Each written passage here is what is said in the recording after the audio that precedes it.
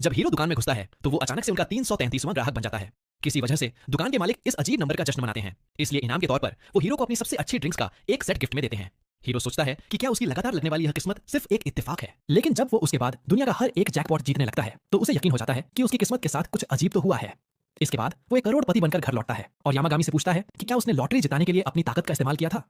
Yamagami ना में सिर हिलाता है और हीरो के तालाब में मौजूद एक अजीब से कछुए की तरफ इशारा करता है। वो बताता है कि इस पत्थर जैसे कछुए का नाम रेकी है और यह उन 4 पवित्र जानवरों में से एक है जो अच्छी किस्मत देते हैं। ऐसा लगता है कि हीरो ने कभी रेकी की मदद की थी, इसलिए उस छोटे कछुए ने उसका एहसान चुकाने का फैसला किया। हालांकि हीरो को याद नहीं कि उसने कभी किसी कछुए को बचाया हो। यामागामी बताता है कि उसने बाजार के पास उस बुरी आत्मा को खत्म करके अनजाने में रेकी को उस आत्मा से बचने में मदद की थी। इस बात के बावजूद हीरो को उस कछुए की ताकतों पर शक होता है। अचानक उसे अपनी मां का फोन आता है जो उसे बताती है कि वो 10 लाख येन की एक लॉटरी जीत गया है जिसमें उसने पहले कभी हिस्सा लिया था। आखिरकार हीरो मान लेता है कि रेकी सच में किस्मत चमकाने वाला कछुआ है और उसकी मदद के लिए उसका शुक्रिया अदा करता है। यामागामी बताता है कि रेकी उस तालाब में रहना चाहता है तो हीरो सोचता है कि उसे वहां रहने की इजाजत दी जाए या नहीं। यामागामी फिर उसे याद दिलाता है कि वो ही इस घर का असली मालिक है, इसलिए फैसला उसे ही करना है क्योंकि यह छोटा कछुआ बिना कोई काम किए उसे जिंदगी भर ऐश करने में मदद कर सकता है। हीरो आसानी से उसे अपने बगीचे में रहने की इजाजत दे देता है। फिर वो रेकी को उसकी मदद के लिए शुक्रिया कहने के तौर पर कुछ ड्रिंक्स ऑफर करता है। फ्री की ड्रिंक के बारे में सुनकर वो धीमा कछुआ अपना इनाम पाने के लिए तुरंत एक कटोरी के सामने टेलीपोर्ट होकर आ जाता है। हीरो मुस्कुराता है और रेकी से कहता है कि वो जितना चाहे उतना पी सकता है, लेकिन तभी उसके सामने एक चमकता हुआ गोला आता है। जब वो गोला जमीन पर गिरता है तो उसकी चमक खत्म हो जाती है और उसके अंदर बीजों का एक गुच्छा दिखाई देता है। हीरो सोचता है कि ये बीज कहां से आए, तो यामागामी बताता है कि ये रेकी की तरफ से एक तोहफा है।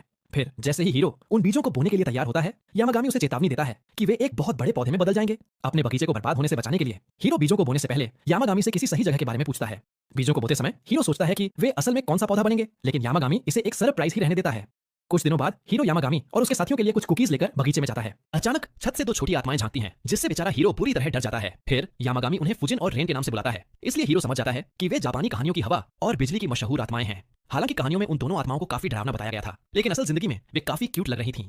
उनकी असली पहचान जानने के बाद हीरो उन्हें कुछ कुकीज देता है जिसे वे खुशी खुशी ले लेते हैं। फिर वे दोनों यामागामी के लगभग मरने की हालत में पहुंचने का मजाक उड़ाने लगते हैं, लेकिन वो बूढ़ी लोमड़ी गर्व से उन्हें बताती है कि वो इतनी आसानी से कभी नहीं मरेगा। इसी बीच यामागामी के साथी इस बात पर गुस्सा हो जाते हैं कि उन आत्माओं ने उनकी कुकीज चुरा ली। उनके वहां आने के बारे में पूछने से पहले ही वो दोनों जुड़वा गॉड्स बताते हैं कि वे बस हीरो के मशहूर बगीचे को देखने के लिए उत्सुक थे, इसलिए वे उसे देखने के लिए चले आए। फिर वे रेकी को उसकी कटोरी से पीते हुए देखते हैं, इसलिए हीरो उन्हें भी ड्रिंक ऑफर करता है। जब वे दोनों ड्रिंक पी लेते हैं तो फुजिन हीरो को तोहफे के तौर पर हवा की अपनी ताकत देता है। हैरान होकर हीरो सोचता है कि इस ताकत का इस्तेमाल कैसे किया जाए, इसलिए यामागामी उससे कहता है कि वो खुद को हवा का इस्तेमाल करते हुए महसूस करे। ये सुनकर हीरो अपने हाथ बाहर निकालता है और पूरा ध्यान लगाता है। जल्द ही उसी दिशा में एक हल्की हवा बहने लगती है। हालांकि हीरो अपनी इस नई वैक्यूम क्लीनर जैसी ताकत का इस्तेमाल करके खुश होता है। यामागामी बताता है कि वो इसे और भी ज्यादा ताकतवर बनाने के लिए ट्रेनिंग कर सकता है।